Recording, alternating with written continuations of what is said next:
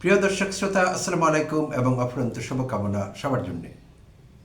সাবেক উপদেষ্টা, সাবেক অন্তর্বর্তীকালীন সরকারের সাবেক উপদেষ্টা ব্রিগেডিয়ার জেনারেল অবসরপ্রাপ্ত সাখাওয়াত হোসেন সম্প্রতি একটি বেসরকারি টিভি চ্যানেলে একটি সাক্ষাৎকার দিয়েছেন। আর সেই সাক্ষাৎকার নিয়ে চলছে দেশব্যাপী আলোচনা, সমালোচনা, তর্ক বিতর্ক, তোলপাড়, চায়ের কাপে ঝড়, যাই বলি না কেন। প্রিয় দর্শক শ্রোতা, আপনারা অনেকেই তার সেই সাক্ষাৎকারটি সরাসরি দেখেছেন, টিভিতেই হয়তো দেখেছেন, কেউ কেউ ইউটিউব চ্যানেল থেকে দেখেছেন, অন্য সূত্রে বিভিন্ন সংবাদ মাধ্যমে এসেছে, টেক্সট আকারে পড়েছেন। তো সেই সাক্ষাৎকার অনেকের কাছে বিস্ফোরক, আলোড়ন সৃষ্টিকারী, সেন্সেশনাল, চাঞ্চল্যকর, এবং সেভাবেই কিন্তু আলোচনা চলছে দুদিন ধরে এই বিষয়ে। তো তার আগে আমরা একটু ফ্ল্যাশব্যাকে দেখে নেব ব্রিগেডিয়ার সাখাওয়াত কোন পরিস্থিতিতে অন্তর্বর্তীকালীন সরকারে যুক্ত হয়েছিলেন এবং কিভাবে বেশ কয়েকটি পোর্টফোলিও বা মন্ত্রণালয় তার চেঞ্জ করতে হয়েছিল বা চেঞ্জ হয়েছিল। নিশ্চয়ই আমাদের মনে আছে ৮ আগস্ট ২০২৪ অন্তর্বর্তীকালীন সরকার ক্ষমতা গ্রহণ করে বা দায়িত্ব নেন। ৫ আগস্ট জুলাই বিপ্লব উত্তর সময়ে বা জুলাই আন্দোলনের পরবর্তী সময়টিতে জাস্ট দুদিন মাঝখানে গ্যাপ দিয়ে ৮ আগস্ট কিন্তু অন্তর্বর্তীকালীন সরকার গঠিত হয়। আর ৯ আগস্ট জনাব সাখাওয়াত হোসেন উপদেষ্টা হিসেবে শপথ নেন। আর শপথ নেওয়ার একেবারে কয়েকদিনের মধ্যেই তিনি একটি বিস্ফোরক মন্তব্য করেন বা কিছু মন্তব্য করেন, যেগুলো অনেকের চোখে বিস্ফোরক বলে গণ্য হয়েছিল স্থানকাল পাত্রের নিরিখে। আর সেই মন্তব্যগুলো তিনি করেন সাংবাদিকদের উপস্থিতিতে সম্মিলিত সামরিক হাসপাতালে, সিএমএইচ বলি যেটিকে আমরা। সেখানে তিনি গিয়েছিলেন আহত আনসার সদস্যদের দেখতে। তো সেই ভিজিট শেষে তিনি কিছু বক্তব্য রাখেন আওয়ামী লীগ নিয়ে। আর সেই সময়টি জুলাই অভ্যুত্থান পরবর্তী সময়ে উত্তাল অবস্থা বাংলাদেশের। তো সেই সময় তিনি বলছিলেন যে আওয়ামী লীগ একটি বড় দল। আমি হুবহু তার কথাগুলি কোট করছি। আওয়ামী লীগ একটি বড় দল, এই দেশে আওয়ামী লীগের অনেক অবদান আছে, এটি আমরা কি অস্বীকার করতে পারবো না। আপনারা দল গোছান, আপনাদের পার্টিকে রিঅর্গানাইজ করেন এবং সামনে নির্বাচনে অংশগ্রহণ করবার জন্য তৈরি থাকুন। এই জাতীয় কথাগুলো তিনি বলেছিলেন তখন।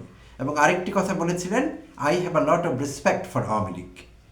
তো সেই কথাগুলোকে কারো কারো দৃষ্টিতে সাধারণভাবে নিরীহ উক্তি বা বক্তব্য মনে হতে পারে, কিন্তু অনেক কিছুই আসলে দেখতে হবে স্থানকাল পাত্রের নিরিখে।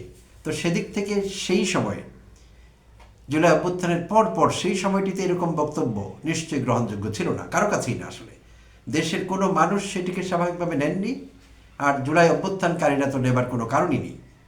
তো এই ঘটনাকে কেন্দ্র করে আসলে উঠেছিল তার পদত্যাগের দাবি। তো অন্তর্বর্তীকালীন সরকার গঠন করার ইমিডিয়েট পরে কয়েকদিনের মধ্যেই কাউকে পদত্যাগে বাধ্য করতে চাইছিলেন না। তো তারা তাকে বিকল্প হিসেবে তার মন্ত্রণালয় বদলে দেন এবং তিনি তখন বস্ত্র মন্ত্রণালয়, পাট এবং বস্ত্র মন্ত্রণালয়ে দায়িত্বপ্রাপ্ত হন।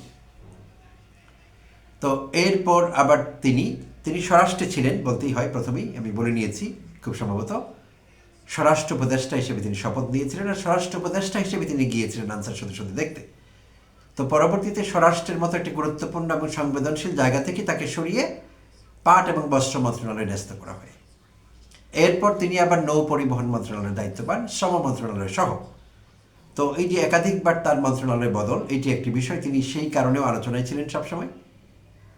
এরপর সরকার তার মতো করে ফাংশন করছিল, সরকারের দায়িত্ব শেষ হয়েছে, সদ্যই তারা বিদায় নিয়েছে, অন্তর্বর্তীকালীন সরকার ভেঙে দেওয়া হয়েছে। তো এখন আবার ব্রিগেডিয়ার সাখাওয়াত হোসেন অবসরপ্রাপ্ত আবার এলেন আলোচনায় নতুন করে সেই টিভি চ্যানেলের সঙ্গে দেয়া সাক্ষাৎকারে। সেই সাক্ষাৎকারে তিনি কি বলেছিলেন? অনেকের জন্য সেই সাক্ষাৎকারটি ছিল লোভনীয়। যারা চাইছিল অন্তর্বর্তীকালীন সরকারকে অসফল দেখাতে শুরু থেকেই, তো সরকার তো সফলভাবে দায়িত্ব শেষ করে সরকার ভেঙে গেছে। তো এখনও অনেকের আক্ষেপ আছে সেই সরকারকে তেমন কিছু করা গেল না, সরকারটিকে ভণ্ডুল করে দেয়া গেল না, কমপ্লিটলি ডিসফাংশনাল করা গেল না, যথেষ্ট হিউমিলিয়েট করা গেল না যেমনটি তারা করতে চেয়েছিলেন। অনেকেরই আফসোস আছে। আর তিনি আবার নতুন করে সুযোগ সৃষ্টি করে দিয়েছেন অন্তর্বর্তীকালীন সরকারকে হিউমিলিয়েট করবার জন্যে কিংবা ডিমিন করবার জন্যে। তিনি আসলে সেই সুযোগ সৃষ্টি করে দেননি, অনেকে সেটিকে সুযোগ হিসেবে দেখেছেন তার সেই সাক্ষাৎকারকে। কারণ আপনারা নিশ্চয়ই লক্ষ্য করেছেন সামাজিক যোগাযোগ মাধ্যম থেকে শুরু করে ইউটিউব চ্যানেল, টকশো ব্যাপারীরা তার এই সাক্ষাৎকারকে কীভাবে নিয়েছেন। তারা একেবারে গরমের দিনে টক বড়ি যেমন খাওয়া যায়, লবণ মরিচ হলে যেমন মানুষ ঝাঁপিয়ে পড়ে খাওয়ার জন্যে, ঠিক এমন সুযোগ হিসাবে অনেকে নিয়েছেন। সেভাবেই তার সাক্ষাৎকারটিকে চিত্রিত করবার চেষ্টা করছেন। তো আসলে কি সেই সাক্ষাৎকারটি অতটা বিস্ফোরক ছিল যেমনটা অনেকেই চিত্রিত করবার চেষ্টা করছেন? প্রিয় দর্শক শ্রোতা, একটু সংক্ষেপে দেখে নেই তার সেই সাক্ষাৎকারে তিনি কি বলেছিলেন। নির্বাচন নিয়ে কথা হচ্ছিল প্রথমেই। তো নির্বাচন বিষয়ে তিনি জানিয়েছিলেন, যদিও তার নির্বাচনের অনেক দিনের অভিজ্ঞতা, তিনি নির্বাচন কমিশনার হিসেবে কাজ করেছিলেন 2007 থেকে 12 পর্যন্ত, টানা 5 বছর শেখ হাসিনার আমলে নির্বাচন কমিশনার হিসেবে কাজ করেছিলেন। তো তার বেশ ভালো অভিজ্ঞতা আছে এই বিষয়ে। এমনিতেও তিনি লেখালেখি করেছেন, অনেক পড়াশোনা আছে তার, অনেক, এবং কর্ম অভিজ্ঞতা সরাসরি ইলেকশন কমিশনের সঙ্গে যুক্ত হয়ে। তো তার সেই অভিজ্ঞতা অন্তর্বর্তীকালীন সরকার কাজে লাগায়নি, এই আক্ষেপটি তিনি করেছেন। তাকে নির্বাচন সংক্রান্ত সিদ্ধান্ত গ্রহণের বিষয়গুলোতে বা মিটিংগুলোতে ডাকা হয়নি। তিনি অনেকটা সাইড লাইন ছিলেন। তার আলোচনা থেকে আমরা কিন্তু এই কথাটি সুস্পষ্টভাবে জানতে পেরেছি। তো কেন এইটি হয়নি সেটি আমরা জানি না। উচিত ছিল আমি মনে করি। অন্তর্বর্তীকালীন সরকার চাইলে তার এক্সপার্টিস কাজে লাগাতে পারত। কেন করেনি তারা জানি না। এই প্রশ্নটির উত্তর আমাদের কাছে হয়তো বা আরও অনেক দিন অজানাই থেকে যাবে। তিনিও খোলাসা করে বলেননি। তিনি শুধু এটুকু বলেছেন যে তার সেবা তারা নেননি, তিনি তাদের কনসালটেন্ট ছিলেন না নির্বাচন বিষয়ে। এই জায়গাটি তিনি পরিষ্কার করেছেন। আচ্ছা, আরেকটি প্রশ্ন তাকে করা হয়েছিল যে বিভিন্ন মহল নির্বাচন পিছিয়ে দেবার চেষ্টা করেছে। অন্তর্বর্তীকালীন সরকারের উপদেষ্টাদের মধ্যে কেউ কেউ নির্বাচন পিছিয়ে দেবার চেষ্টা করেছে। এই কথা কিন্তু বারবার বলা হয়েছিল বিরোধী দলের পক্ষ থেকে, বিশেষভাবে বিএনপির পক্ষ থেকে অনেকবার এই দাবি উত্থাপন করা হয়েছিল, এবং তারা ইঙ্গিত করছিল ছাত্র উপদেষ্টাদের দিকে। মূলত আসিফ মাহমুদ, সজীব ভুঁইয়া, মাহফুজ আলম, নাহিদ ইসলাম এদের দিকে ইঙ্গিত করছিল। কারণ শুরু থেকে আমরা দেখেছিলাম বিএনপি জুলাই যোদ্ধাদের মোটেই ধারণ করতে পারেনি। তারা জুলাই অভ্যুত্থানকে ধারণ করতে পারেনি, কখনোই করেনি। তারা মিথ্যাচার করেছে, তারা দ্বিচারিতার আশ্রয় নিয়েছে। একবার বলেছে, সকালে বলেছে আমরা তো জুলাই যুদ্ধের স্টেক হোল্ডার, আমরা তো ধারণ করি, আমাদের তো এতজন মারা গেছে। বিকেলে আবার বলেছে এসব কি, জুলাই যুদ্ধটা তো এসব বুঝি না, নির্বাচন চাই, ক্ষমতা চাই, ক্ষমতার স্বাদ চাই। আমরা দেখেছি, পুরো দেশের মানুষ সাক্ষী। তো তাই তারা জুলাই যোদ্ধাদের ধারণ করতে পারেননি। তো বরাবরই তাদের ধারণা ছিল বা আশঙ্কা ছিল বিএনপির, বা সন্দেহ ছিল যে এই 2-3 জন ছাত্র উপদেষ্টা বোধহয় অনাদি অনন্তকাল ধরে ক্ষমতায় থাকতে চাইছে, অধ্যাপক ইউনূসকে এইসব কুপরামর্শ দিচ্ছে, আর অধ্যাপক ইউনূস 1-2 মাসের মধ্যে নির্বাচনের ব্যবস্থা করছেন না। তো এই ছিল বিএনপির ধারণা। তো সেভাবে চাপ সৃষ্টি করা হচ্ছিল, বারবার বয়ান তৈরি করা হচ্ছিল, নির্বাচন চাইছে না, নির্বাচন পিছিয়ে দেওয়ার চেষ্টা হচ্ছে, একটি মহল সেই চেষ্টা করছে, এমনটি বলা হয়েছিল। তো প্রকৃত অর্থে সেটি ছিল না। সাখাওয়াত হোসেন কিন্তু বলেছেন যে এরকম নির্দিষ্ট কিছু তিনি জানেন না, কে করেছেন, আদৌ করেছেন কিনা তিনিও শুনেছেন বলে দাবি করেছেন। তাহলে বহুল প্রচলিত সেই মিথ তিনি শেষ করে দিয়েছেন, এটি আর এক্সিস্ট করছে না। আচ্ছা, অস্ত্র নিয়ে কথা হয়েছিল। 7.62 বোরের যে চাইনিজ রাইফেলের কথা বলা হয়েছে, একটি শক্তিশালী মারণাস্ত্র, সেইটি কেন পুলিশের কাছে গেল এবং সেইটি সিভিলিয়ানদের কাছেও গিয়েছে। তিনি বলেছিলেন যে হেলিকপ্টারে উঠে লুঙ্গি গামছা পরে যারা পার হয়ে যাচ্ছে বা যাদের পাচার করে দেওয়া হচ্ছিল তাদের হাতেও সে অস্ত্র দেখা গেছে।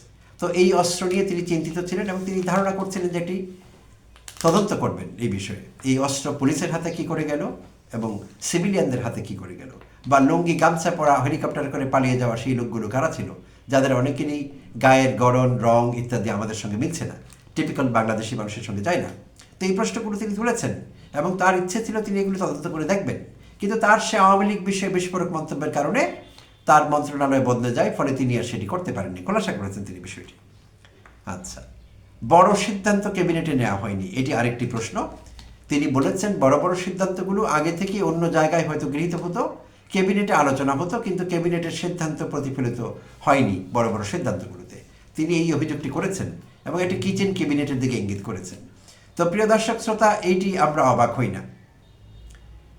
সরকার প্রধান অনেক সময় এটি করে থাকেন, এমনকি উন্নত বিশ্বে হয়ে থাকে। একরকম আলোচনা হয় কিন্তু দেখা গিয়েছে সিদ্ধান্ত অন্যরকম কিছুই হচ্ছে। এরকম অসংখ্যবার হয়েছে, অনেক দেশে হয়েছে।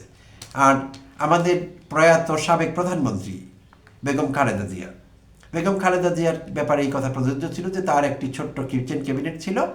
কিচেন ক্যাবিনেটের সঙ্গে আলোচনা করে তিনি সিদ্ধান্ত নিতেন অনেক বিষয়ে, মন্ত্রণালয়ে কিংবা পার্লামেন্টে যখন আলোচনা হতো সেই সিদ্ধান্তের প্রতিফলন ঘটতো না, আসল সিদ্ধান্তে। তো এইটি আমাদের জানা আছে, এটিতে আমরা বিস্মিত হইনি। আর এটি তোলপাড় সৃষ্টি করবার মতো কোনো বিষয় না আসলে, আর বিস্ফোরকও না এমন বিষয়টি। আচ্ছা, গোপন চুক্তি বিষয়ে তিনি কথা বলেছেন। গোপন চুক্তি অধ্যাপক ইউনূস দেশ বিক্রি করে ফেলেছেন, আমেরিকানদের দিয়ে দিয়েছেন, বাংলাদেশ থাকলো না, ইত্যাদি ইত্যাদি হাজার হাজার বয়ান তৈরি করা হয়েছে। আর কারা করেছে আমরা জানি। তো বিএনপি উচ্চকণ্ঠ ছিল, আওয়ামীরা তো ছিলই, বিএনপি উচ্চকণ্ঠ ছিল। বিএনপির অনেকেই বিএনপির জ্যাকেটে আওয়ামী, সো তারা উচ্চকণ্ঠ ছিলেন অনেকেই, তারাই বারবার বলার চেষ্টা করছিলেন দেশ দিয়ে দেওয়া হচ্ছে। কাকে দিয়ে দেওয়া হচ্ছে, কিভাবে দিয়ে দেওয়া হচ্ছে, সুনির্দিষ্ট কোনো অভিযোগ কখনো ছিল না, জাস্ট একটি পাইকারি অভিযোগ ছিল।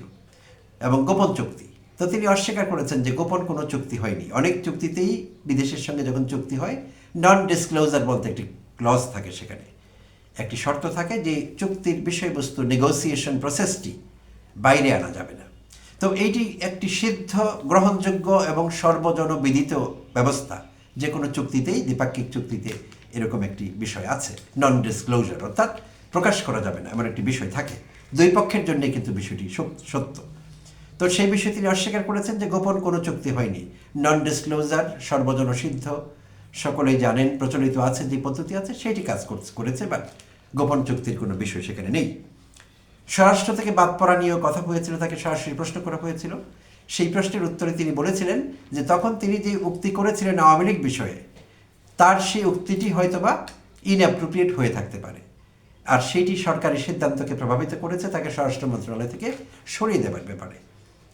তো প্রিয় দর্শক শ্রোতা, ব্যাপারটি ইন্টারেস্টিং, এবং তিনি তো খুব সহজভাবে দেখলেন। তার সেই নিজের মন্তব্যকে তিনি ইনঅ্যাপ্রোপ্রিয়েট হয়ে থাকতে বলেও মন্তব্য করেছেন, এবং হয়েছিল, এটি পুরো দেশের মানুষ সাক্ষী। সেটি আসলে অ্যাপ্রোপ্রিয়েট বক্তব্য ছিল না সেই বিশেষ মুহূর্তে।